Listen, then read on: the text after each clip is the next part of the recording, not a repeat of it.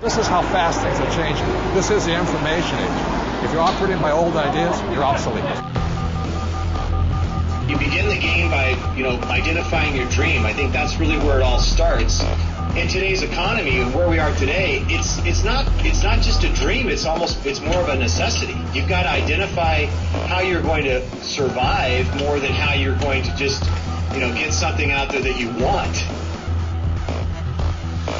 Here I am in New York City, financial capital of the world, surrounded by millions of people, most of whom will spend their entire lives working hard for money, but will have very little to show for it at the end of their life. How many people are pissed off? I hate being told what to do.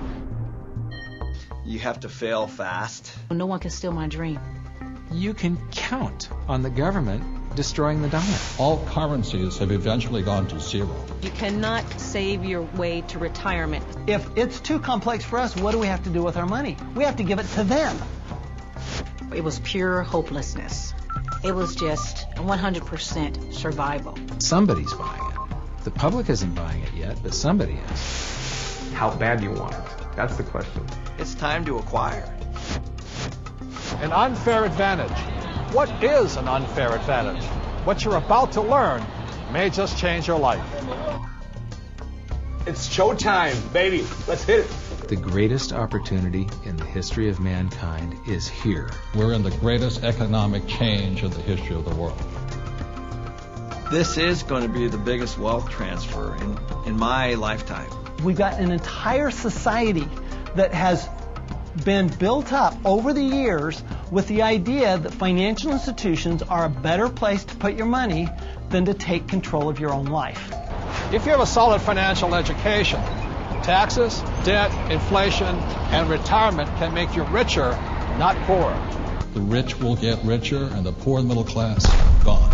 I was around my brother who was a part of a gang, who ran a gang, and that's a lot like running a business. Most people run from problems, and the truth is that's where the opportunities are. This really is a perfect financial storm.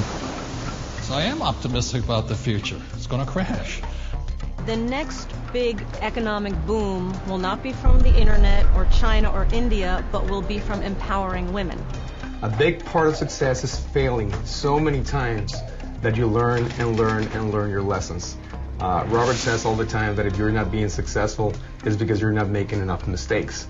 People think that cash is like a safe place to be, a place to park your purchasing power.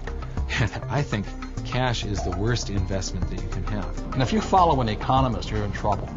Okay, you want to have barely enough income to survive, if you're lucky. Go do 401ks, go do mutual funds, be my guest. This is the best time to talk about this because people have had a shift of context with this economy. To change your financial life often involves changing your mindset. It really is where it starts, is the attitude, it's the mindset, it's the decision that you're going to, take responsibility for your own financial life. Knowledge is money. Show business. When you think about show business, you always think about the show, right? Cameras and movie stars and makeup and glamour. But you never think about the business side of it because we don't have financial education. And I didn't learn that until 20 years down the road in my career. And now, I'm not only an expert in the show part of it, but I'm becoming an expert on the business side of it. Business is about production. We can produce our way out of any problem. I was probably age 8 when I started thinking about millions. The very, very first step is you've got to select your dream, because taking control of your financial life starts with a dream. There's got to be a bigger purpose than just making money. If you don't have something that is bigger than you, a dream, a huge dream, you're going to quit. Your friends and who you hang out with, whether you're a child or whether you're an adult, will dictate your destiny and your future. And so you have to be picky and choose your surroundings very carefully. It's creativity. It's brainstorming. It's being around like-minded people. People have so many emotions attached to money.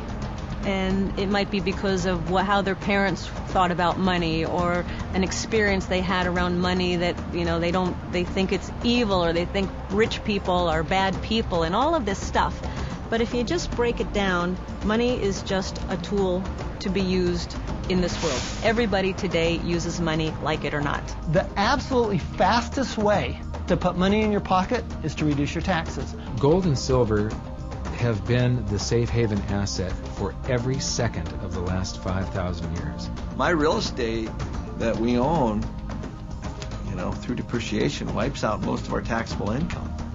It just makes so much sense to me, and it's so much easier. I went to war to fight for capitalism.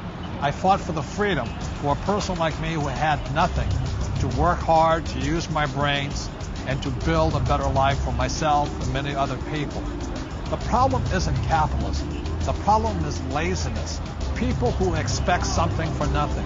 The problem is greed. People who take more than they give. And the problem is ignorance, an education system that thinks that money is the root of all evil. It's ignorance, it's financial ignorance that has caused so much of this problem, not capitalism. It's not just a dream, it's more of a necessity. You've got to identify